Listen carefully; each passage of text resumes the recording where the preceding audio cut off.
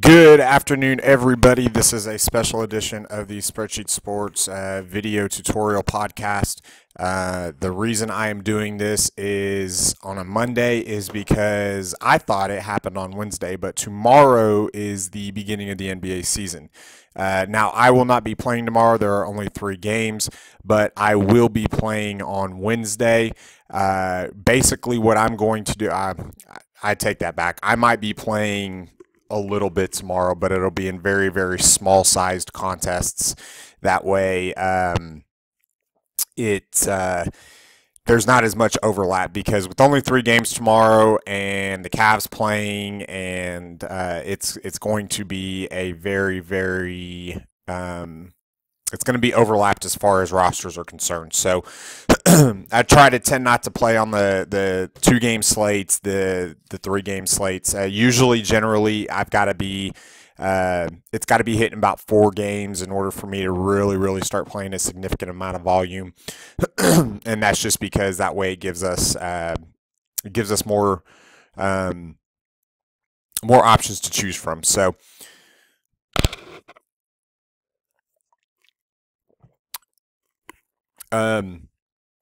Basically what I'm going to do today is I'm going to go over a bunch of stuff. I'm going to show you how to go through and get the stats that you need to narrow down your player pool. A lot of them can be found in our spreadsheet tool that you have. It'll be a nice little projection tool, and this is going to be a very fun and profitable NBA season. So it's going to be a lot of fun. So first thing you're going to do is basically you're going to go to the Spreadsheet Sports and you're going to download the links. You're going to download the files and everything. I've already downloaded the files. I need to download the new solver for the multiple lineups. So that is going to be the big thing. The second thing that you're going to want to do is you're going to want to know your site scoring. The reason for that is the site scoring is something that is extremely important. To give you an idea, DK uses 3 flex spots. You get a flex guard spot. You get a flex forward spot, and then you get another just an overall flex spot as well. So it's one of those things that you have to pay attention to. You get bonuses. You get a double bonus. You get a triple bonus. There's other bonuses in there as well. I'm trying to remember exactly what they were. I haven't gone back into it, but you need to make sure on that you choose players that can get to those bonuses. If you just go to the NBA site and look at the scoring, then you can do that. Generally for NBA, I will stick to 2 spots or 2 sites. I will do FanDuel and I'll do DraftKings. If it's one of those days, and I'll usually, depending on how I'm running on one side or the other side, I'll kind of switch it up on which side I play more volume at. Probably to begin the beginning of the year, I'll kind of even them out a little bit. And the reason for that is last minute NBA news is, well, it can kill you. The greatest thing about the NBA is the fact that if you pay attention to it, you can gain an edge. And what I'm going to do is I'm going to give you some stats, and then I'm going to show you some tools that you can use that can help you along the way with that, and then give you a rundown of our Spreadsheet Sports tool. So the first things that you need to do is you need to know the biggest stats to use for the NBA. The first one is going to be minutes. Obviously, the biggest talk around the industry is minutes equal money. If your player that you choose is not on the court, just like in the NFL, they can't score fantasy points. And there's multiple ways to score fantasy points in the NBA. You have obviously making shots, scoring points, but you also have assists and blocks and steals at the same time. So you have on every possession, every offensive possession, you have 2 ways where you can score points, and on every defensive possession, your player has 2 ways that they can score points. So that is a very, very big thing to pay attention to. Generally, the average run-of-the-mill NBA player is going to average anywhere between 20 to 25 minutes. If you get your players like Kevin Durant, Blake Griffin, DeAndre Jordan, depending on the game flow, they could average anywhere between 27 to 32. The more minutes they're on the court, the more opportunities they have to score fantasy points, which means the more points that your team is going to score, obviously. The next thing is pace. How fast does the team play? Teams like the Golden State Warriors, the Oklahoma City Thunder, the Los Angeles Clippers, they push the ball downfield. They play or down the court. They play at a very, very fast pace. Teams like the Utah Jazz, the San Antonio Spurs, a lot of your East teams. They generally like, or the Memphis Grizzlies are a big one. They generally like to grind the ball out, grind the shot clock, grind every possession. That's why one of the reasons why in Memphis they call it the grind house. And what they'll do is they limit the possessions that the opposing team ends up getting, which means your team's not getting as many possessions. Your player's not going to be out on the court. Even though they're out there for 30 minutes, they're not going to get as many possessions with those 30 minutes, so it really does limit your upside as well. The next one is going to be usage rate, and this one is a key stat in the NBA because it basically tells you how the offense is being ran through. If Kevin Durant and Russell Westbrook, and I'm an Oklahoma City Thunder guy, so that's why I use the Thunder a lot, because obviously I don't miss a single one of their games. But if the Thunder have both Durant and KD on the floor at the same time, their usage rates are going to go down because both of those players are dominant players, and they both need to touch the ball. Now, one thing that we want to look for or pay attention to at the beginning of the year is how the new coaching changes are actually going to affect players' minutes, players' usage rate, and stuff like that. I can tell you this, that Billy Donovan is going to want to try to keep with KD not guaranteed to return next year and him hitting free agency this next summer. It's basically it's title time, as what they're kind of calling it. It's time for them to, because this could be the last hurrah for KD and Wes in Oklahoma City jerseys together. So they're going to want to make sure that they win, but they're going to pick and choose their spots where they extend these guys' minutes. So we've got to pay attention to that. We've got to pay attention to the Bulls. They have a new coach. And unfortunately, the Timberwolves head coach Flip Saunders passed away this last weekend, so we need to pay attention to that as well. We're going to want to pay attention to a lot of different teams around the NBA. That way we can kind of get an idea of exactly how they're going to use their minutes and how they're going to use their players going forward. Now, usage rate basically tells you exactly how the ball is being moved around the court. The higher the usage rate, obviously, the more times he touches the ball and more involved in the offense he's going to be. So if you have it to where a guy has a lower usage rate and is more expensive than a guy with a higher usage rate and less expensive and still plays at a fast pace or a similar pace, I would generally tend to lean towards the guy that is going to have the higher usage rate with the same amount of pace. As long as they're not a vast majority of difference or one isn't in a very, very good matchup, then I generally tend to go with the guy with the higher usage rate. So another one that we're going to want to pay attention to is DVP. Basically, DVP means defense versus position. The biggest thing that we have to pay attention to is some of these teams are good against guards and not so good against the inside guys, the guys that bang in the paint. Some of these guys are good inside, but have horrible outside wing play.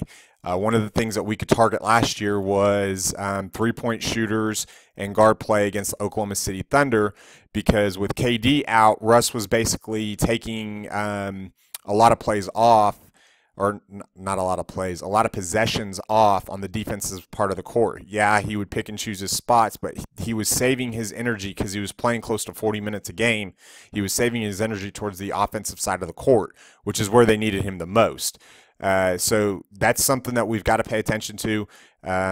If you've got a really good matchup with somebody that can light it up from beyond the arc, and they're going against a team that can't guard the three-point line, then that is a matchup that we can exploit, and hopefully at a lower ownership percentage. So, okay, basics and roster building. We want to go with high Vegas totals, obviously. We want to go with high team Vegas totals. You're going to have to decide early on if you're going to go a balanced lineup or a stars and scrubs. The slates generally dictate the way you want to build your rosters. In cash games, you want to make sure that you have a high floor, obviously, and in GPPs, you want to make sure you have a high ceiling, and we'll go into that here in just a little bit. So, you've got to big tournament days are going to be Wednesdays and Fridays. Those are generally when FanDuel and DraftKings will run their huge tournaments and get them going, and they really ratchet it up after or when it gets close to the end of the NFL season. So those are the days where every NBA team plays, and they go from 6 p.m. Central all the way until the West Coast gets done. That's a big key that you want to do. You want to make sure that you don't blow your wad in the early games, because they don't pay out for who leads the leaderboard at 7:30. They pay out who leads the leaderboard at midnight. So don't, just because you have a good matchup on the East Coast does not mean that you have to load up on East Coast players. I know a lot of people actually do this just because they like to see their name at the top of the leaderboard, which is great at first, but I hate seeing my name kind of just scroll down, and I hate seeing that projected winnings just keep going down and down and down. I like to have what they call PMR, player minutes remaining. And that's how I ended up qualifying for the live final last March. Was I had Draymond Green and JJ Redick going in the West Coast games, and I just kept going up the leaderboard thanks to a great night from Draymond. So you want to narrow down your player pool. Generally highlight good people and good matchups with a high usage rate, high projected minutes total. That way you can predict kind of really close on what they're going to do. The NBA is actually one of the easiest things to predict, and that's one of the great things about our tool. It does a very good job, and it's very consistent moving forward. Give it about 2 weeks to kind of build up a lot of its data with the stats, and until we get to know exactly what's going on with these teams, and it'll start churning out some really good results. So let's see here. Oh, okay. Tools you're going to want to use. First thing I have to let you know is that the NBA does not require its teams to put out a starting five, and it does not require its teams to release the actives and inactives hours before games. So if you don't have a Twitter, get a Twitter. Even if you never tweet at all, at least get a Twitter. Follow me at Boomersdaddy. Okay. Go to my subscribed lists and subscribe to the NBA beat writers and news list. It is actually a list that I subscribe to from another one of the actually best NBA knowledgeable minds that I know. It's from Crazy Gaby from Roto Grinders. He's really active on Twitter, and NBA is by far his best sport. I also subscribe to a couple other ones in there as well. Drew Dinkmeyer is a great NBA player, and I've subscribed to his NBA beat writers list as well. So that's how we get our news through the NBA, is through the beat writers, and they release it on Twitter, and they're really, really good about interacting with DFS players because they know what we have on the line. So if you are able to be at your computer 45 minutes, an hour before roster lock, that's great. But I would really, really, really say that the last 30 minutes or so before roster lock are an absolute vital importance in order to make sure that you don't miss anything. Even with that, there will still be days where you have 25-30% exposure to Kyrie Irving or LeBron James, and you find out 5 minutes after roster lock when they're supposed to start, because NBA games never start on time, but you find out 5 minutes after rosters have locked and their game is supposed to start because they lock on the dot at 6 o'clock Central. There's no 6:05, there's no 6:10. They lock right on the dot at 6 o'clock just because the games never start on time. There will be times where they're scratched, where they don't play. Chalk it up. A handful of times you are going to get bit, no matter how much you follow it and how close you follow it. It happens to all of us, and it happens to the best and the worst DFS players as far as the NBA is concerned. Just chalk it up a handful of times. But what you can do is you can try to limit those. And if you're by your computer, you need to download an app called Tweetdeck, and it allows you to set up columns, as you can see on my right-hand side of my screen right here. And it allows you to subscribe to the list, and it puts it in a column. So I've got my DFS column over here, and I've got my NBA column over here, and this is what my NBA screen will look like as I'm going forward. I actually have two screens. I have this one over on my right screen, and I'll have my DFS sites pulled up over there as well as I'm building rosters, and I'll have my projection tool over here on my left-hand screen.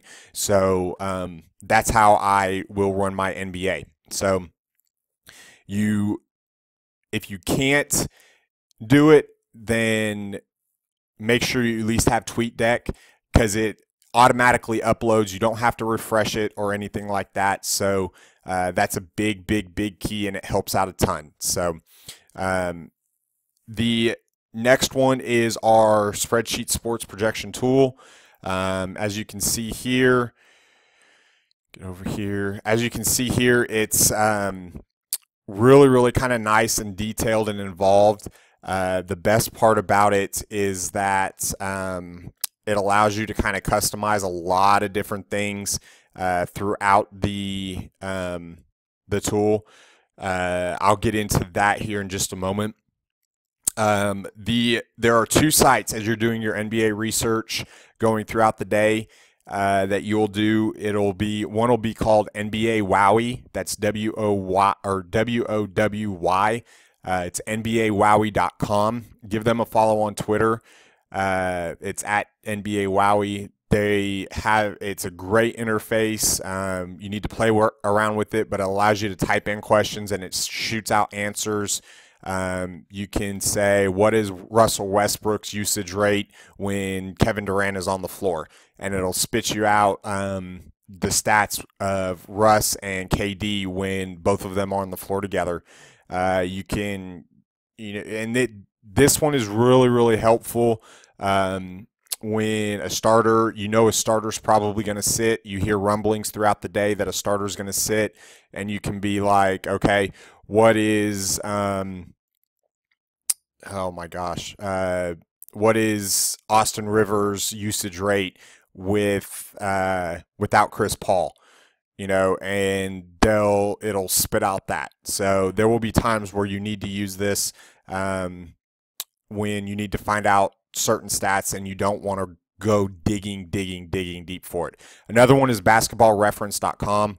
Basketball Reference is a great tool. It gives you all the stats that you might need, and if you use Google Chrome, you can actually get some extensions for it that'll show its fantasy points for DK and FanDuel as well.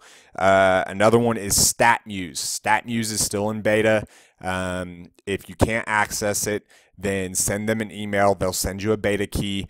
But as of right now, I know last year you needed to have a beta key. As of right now, I think it's available to everybody, and it's actually a free tool, which is really nice. Give them a follow at StatMuse on Twitter, and they'll answer questions for you as well. So, alrighty, here. Let's go into the big stuff that we have to do.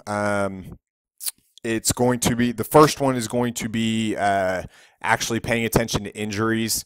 There will be times where you need to, where a backup will end up, who averages 12 minutes a game, will end up getting the start because a star is going to sit out, and it happens all the time. But we'll have use, or we'll have most of the time we'll have news and rumblings of it that it's going to happen. Other times we won't. It'll come down 20 minutes before roster lock, and you'll have to stop and readjust all your lineups. Now, one of the big things that I've heard somebody say is don't play players that suck, and that is extremely important. The difference is that when you have a star that sits out, generally most of the time, the reason why the star or why the backup isn't getting a lot of run is because he's behind a star. DJ Augustine's going to get 12 to 15 minutes a game. The reason he's Russell Westbrook's backup. You know, it's just kind of the way that it works. Another thing that we want to pay attention to the first couple weeks is how the rookies go.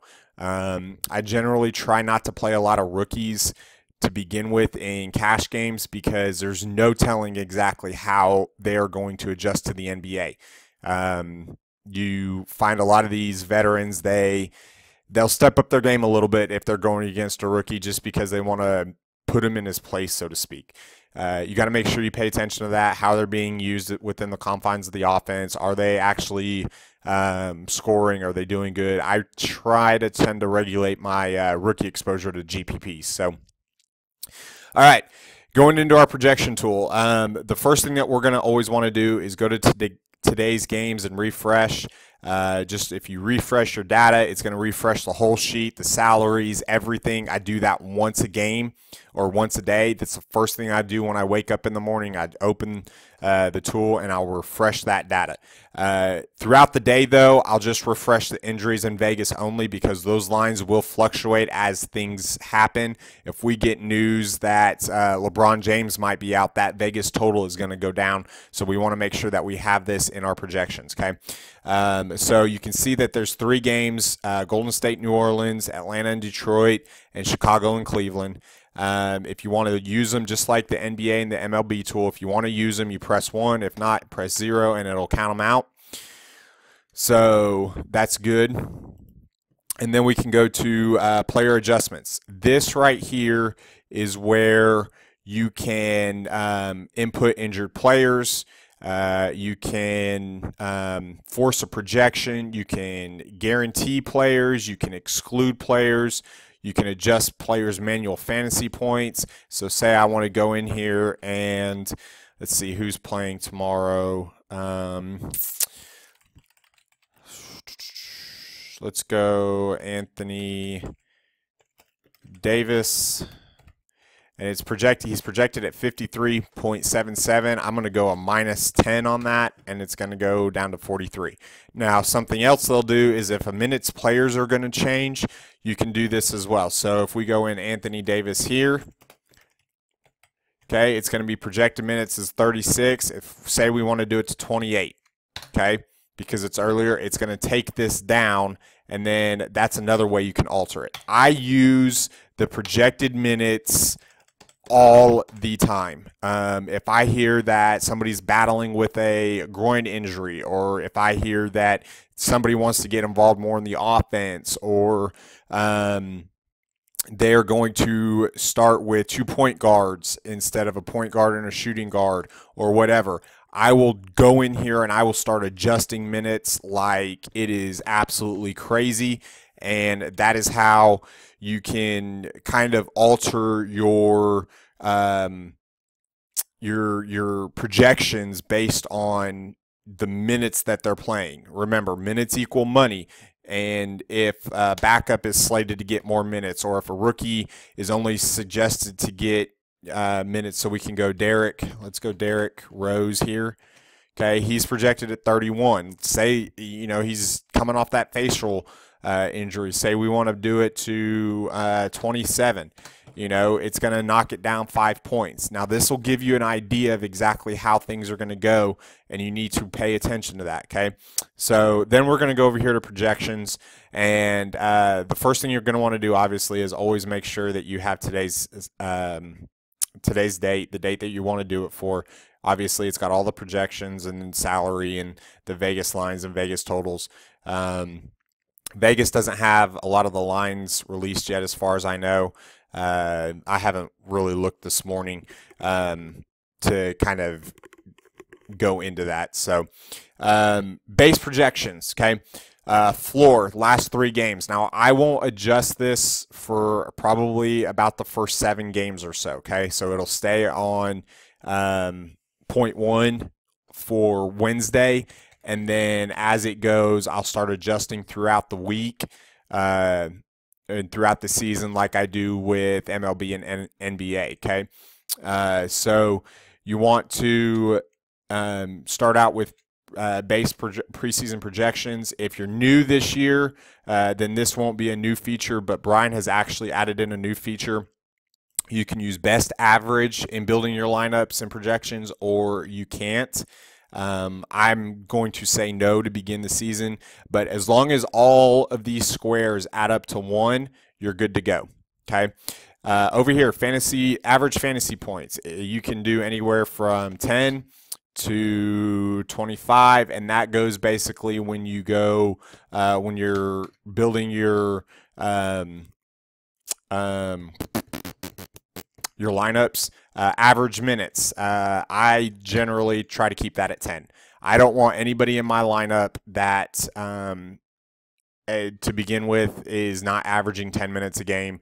And if I hear that somebody that's averaging like 9 minutes a game is going to get the start, then I will go in and I'll manually edit their minutes. So fantasy points standard deviation, you can look at the website to actually get an explanation of what that is.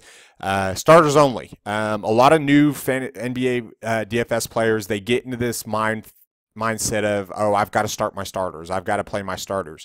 Well, in MLB and NFL, we want to start starters. Yes, absolutely, because starters play the most and they can produce the most. In the NBA, there is some merit to playing bench players every once in a while. If last year, actually, there were 3 or 4 bench players, those 6th mans of the year, those 6th starter, or the first man off the bench that ends up coming in and they get starter minutes, or they average 18 to 22 points a game.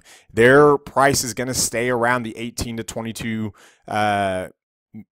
minutes, and you're going to be able to take advantage of that because they're going to be underpriced. So especially at the start of the year. Games played, they've got to play at least 1, obviously, and play the last 7 days. I have this at no, and this will adjust throughout the season. Vegas line. If I want to use Vegas line, let's see here. I click yes. If not, I click no. To start out, Vegas knows just about as much as about these teams as we do. So I generally tend to say no. I do want the Vegas total because I want to target the highest totals more, because the more points, the more obviously fantasy points my team's going to score. Vegas projected points goes based on the team. It shows that everybody's going to do 97.5. This hasn't updated. It will update tomorrow as we go along. So yes, that means you want to use, if a team is projected to score 120 points, they have to score 120 points, or they don't have to, but you want to have exposure to that offense. So you want that to be in there. Rest, I don't deal with that right now because everybody should be pretty rested. So don't have to worry about it. Site, that's going to be home or away. Yes or no. Some players play better at home because the backdrop is different. They're used to it. Usage rate, yes, yes, yes, yes, yes, absolutely yes. You can toggle it off if you want it, don't want to, but I would definitely use usage rate. Okay, opponent history, opponent position. This basically is, do we want to target teams that have allow more fantasy points to the point guard position for our lineups? Absolutely, we do. Matchup history. I generally do this as it gets throughout the year, as we get to know a little bit more of these teams. Depth chart, yes. Last 2 game minutes, obviously we haven't played 2 games or 5 games. And then regression level, we can change that from 1 to 5. And the website will actually give you a detailed rundown of that as well. So we're going to go back up here, go through here. You can see our custom projections. It is highlighted. I can sort. Go to A to Z. Oops.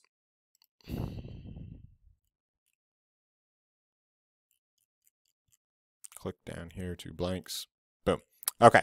So now it's actually sorted, and it's gone through. So it projects that LeBron James is going to score the most, and it kind of goes through and it allows you to kind of pick, and then you can go through here and be like, okay, I just want to know about point guards because I'm not sure about that. So you could go over here, click on point guard, and it'll show you all the point guards that are projected to play and what they're projected to score. I will let you know, one of the biggest keys is be careful when you're playing Golden State Warriors, because we never know who is going to go off. It could be Draymond Green. It could be Steph Curry. It could be Klay Thompson. It just be careful, because they do all have the ability to go nuts, and it's very hard to predict. So it's kind of one of those things you've got to kind of see how your roster feels out and then go from there. So not that they're not good plays, and you definitely will find times where you need to play some, but it's just be careful with it. So to give you an idea, Steph Curry and Reggie Jackson, I think Reggie Jackson's completely underpriced. Now that he's been in Detroit for the offseason, he's going to be extremely popular to begin the season because he is underpriced on FanDuel. You're going to want to take advantage of this. If he's projected to only score 1 less fantasy point than Steph Curry, then in cash games, I'm going to go with Reggie Jackson. In GPPs, I would generally go up with Steph. So it just depends on the situation and goes from there. So that's how you can kind of sort by position and everything. We're going to go over there. And then all this is basically just the adjustments that we've got going through and that we've messed with up here. Okay.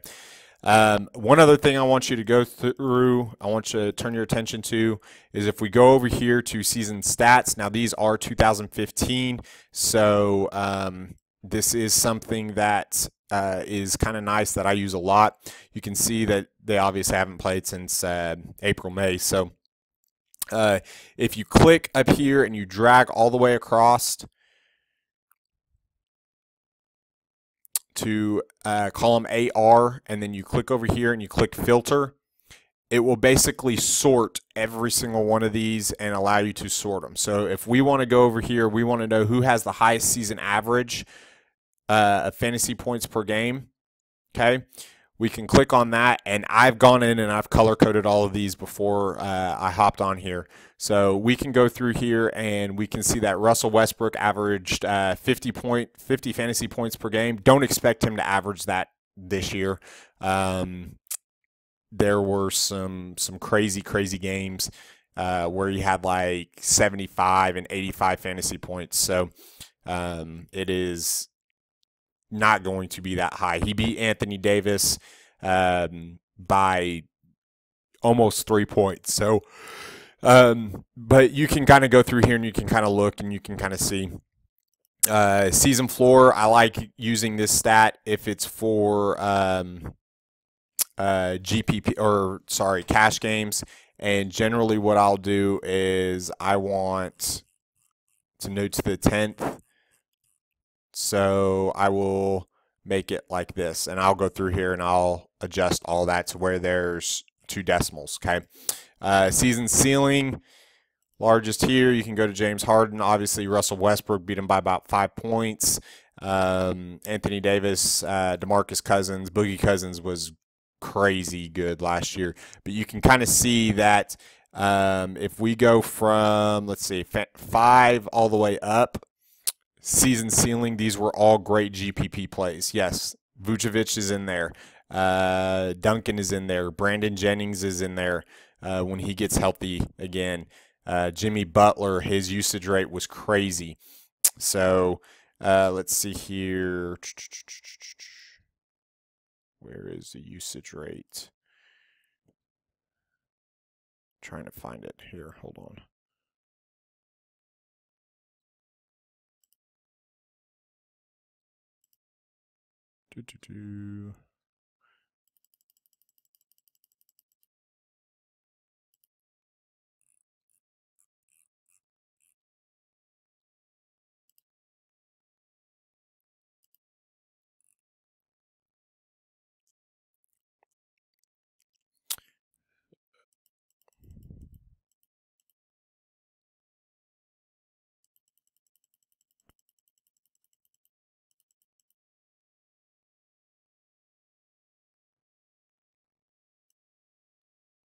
Okay, it's got the usage adjustment in there. So let's see here where it is. Depth chart. Oh, there's another one. Depth chart adjustments. If you need to, if somebody's going to be out due to injury, then this is where you want to start. Matthew Dellavedova taking over for Kyrie Irving. He's going to average 20 minutes, or he averages 20 minutes. His new minute projection is going to be 30. So that's how his minutes going to change, his fantasy points per minute. And that's basically how it gets those over there. So let's see here. If you want to import your own projections, you can do that through here. I'm trying to find the usage rates, salary.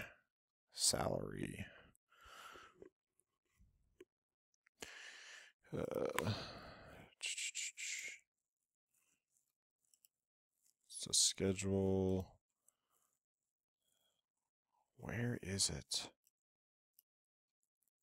Best average. Depth chart. Oh, okay, here we go. Usage rate. This is be a good one to do this right here as well. Click, filter, okay? And then you can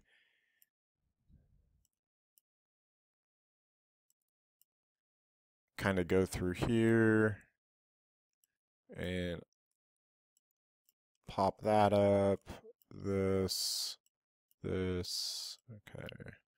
Let's go through here. Okay, team position, player, about right there. Depth chart, minutes, season average, FanDuel points per minute, adjustments. Okay, usage, number of records. I don't need to know that. And I will do this right here and that right there, just because I like it going that way. And then conditional format, and boom. Okay, so if I want to adjust this, I can see my largest to smallest. Obviously, the higher the usage rate, the bigger. Russell Westbrook. Now, remember, a vast majority of his usage rate was without KD on the floor. DeMarcus Cousins, there were some injuries in Sacramento, so he had one. DeMar DeRozan, that was a big one as well. So that is under the depth chart tab. So it allows you to go from there. As far as the FanDuel position, the opponent adjustment, that'll adjust as we go. The matchup history, that'll adjust as we go as well. And you can kind of go through here and you can kind of, sort through and do this as well for all the players in the NBA. So we have a lot of the stats that you can go find through a lot of things in there in our spreadsheet tool. So if there is anything that you want to know that isn't in the spreadsheet tool, let us know. I do know one place that you can go get them is ESPN.com. Look for the Hollinger statistics. He's got like true shooting percentage, true field goal percentage, and stuff like that. And he does a lot of advanced metric statistics as well. So we're going to find optimal lineup here. Maybe.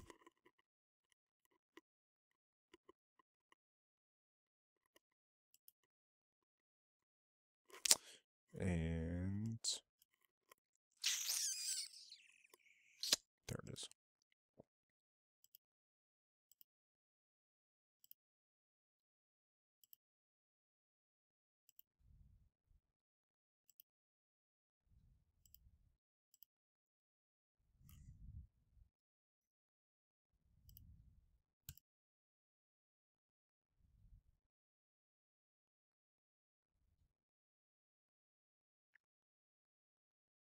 There we go. Okay, so now it pops up everything.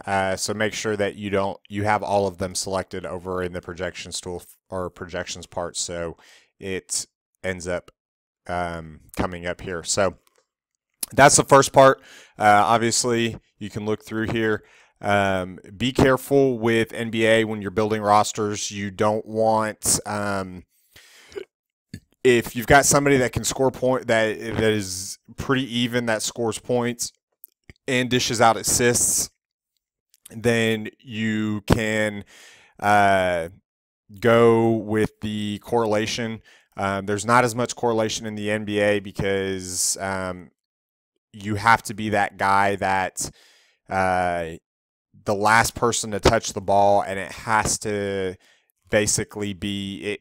The ball can't touch the ground before the player scores in order for it to be an assist. So it's not like hockey where you can get double assists, although you should be able to. And the ball can't dribble. I don't know the stats on that, but there's not as much correlation in the NBA as there is with NFL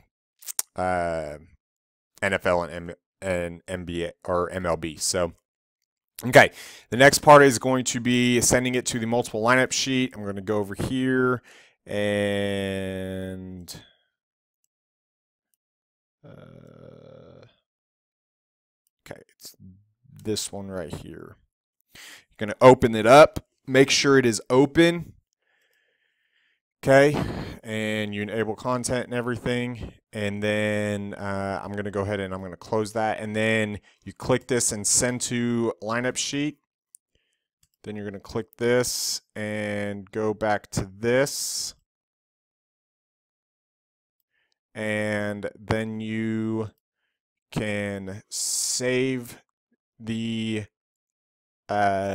projections tool, close it, and then find lineups.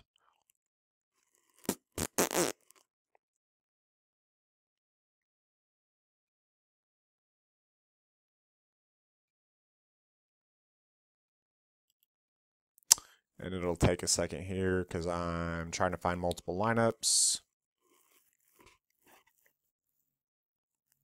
And you can adjust the amount of lineups. And the more lineups you try to create, the longer it's going to take. And then pop. It pops them out. It shows you a bunch of different stats with it. NBA, the daily stats over here. This is a good place to use as well. You can go through here and you can start highlighting and sorting these and doing everything. This is just basically everything that shows up in your projections tool. This is where it goes. One thing I will let you know is as news and lineups come out, the projection tool, you will need to refresh it right now in order to get the updated and current information. And it will update the starting lineups and stuff like that. We're working on trying to get it to where it'll update a couple times throughout the day, and then starting right around 4:30 or 5 o'clock Central Time, it'll start to update on its own, like every 5-10 minutes or whatever. So and if I can get Brian to do it, Brian, if you're watching this, remind me to talk to you about it. But make sure that that's an option that we can toggle on and off, just in case somebody's computer can't handle it. We don't want it to overload as they're building rosters and kind of screw somebody up. So, but then you've got all these, and then you can go over here to FanDuel lineups, and it'll start, and you can see that this is really, really close, except for one person. It's Aaron Brooks. Okay. And then this one's just a little bit different. It's got Eric Gordon. And then this one's just a little bit different. And then this one's just a little bit different. This one's just a little bit different. And you can start choosing through these as well, and start throwing them into GPPs and doing a whole bunch of other stuff. So that's big and key. So, okay.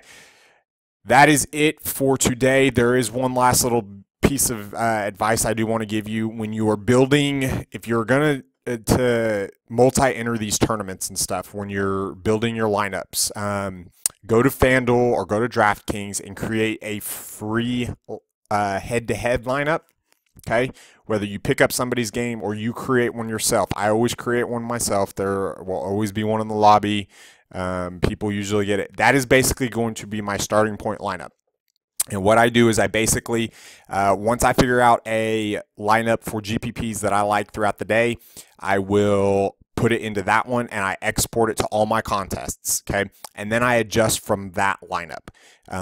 And so if LeBron James is scratched and LeBron James is in my lineups, all my lineups, because on FanDuel you don't have a way to really do that a lot, then I basically will have I'll switch out the LeBron James in that lineup, and I'll throw that in all of my contests, or into a bunch of contests that have LeBron James, and then I'll just start going down and I'll start clicking and I'll start adjusting as I need to. I always have a group of players that I have a core, and then I have other players that I cycle in and out around my cores. I usually have about 2 to 3 cores, and those are all mixed in within each other. I usually have about 4 players at each position, and I make a couple different cores with that, and the cores generally of about 4 to 5 players, and then I mix in other players to go. So if my cores go off, then I'm in good position that if my supplementary players go off, I'm going to place very high in these GPPs. So that's kind of how I do it. You've got to really be on your toes for NBA. So guys, if you have any questions, let me know. At Boomersdaddy on Twitter. Make sure you take part in our Google Plus community page. You can find us on Facebook at Spreadsheet Sports, on Twitter at Sheet Sports. Make sure you interact with us because we love to give advice, and hopefully everybody's having a great NFL weekend. I know I am, and hopefully NBA is as profitable to you as it has been to me. So for Spreadsheet Sports, I am Boomersdaddy. Goodbye, everybody.